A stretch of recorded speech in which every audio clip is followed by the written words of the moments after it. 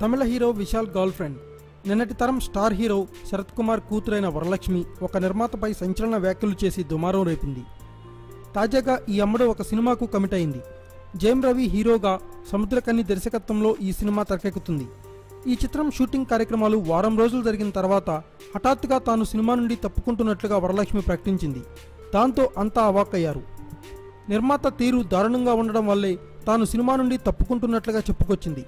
సభ్యత సంస్కారం లేని ఆ నిర్మాతతో కలిసి పనిచేయాల్సిన అవసరం నాకు లేదు అని తేల్చి చెప్పింది. ఆ నిర్మాతపై వరలక్ష్మి ఎందుకు సంచలన వ్యాఖ్యలు చేస్తుంది? సభ్యత సంస్కారం లేకుండా ఆ నిర్మాత ఏమన్నాడు అంటూ ప్రస్తుతం కోలీవుడ్ వర్గాల్లో ఆసక్తికర చర్చ జరుగుతుంది. అయితే చిత్ర యూనిట్ సభ్యులు అనధికారికంగా చెబుతున్న దాని ప్రకారం ఆ నిర్మాత హీరోయిన్ వరలక్ష్మిని తన బెడ్రూమ్కు పిలిచాడు అని, తన కోరిక తీర్చమన్నాడు అని, అందుకే ఆమె అంతగా ఫైర్ అవుతుందని అంటున్నారు. ఇందులో ఎంత నిజముందనేది ఆమె చెప్పాలి.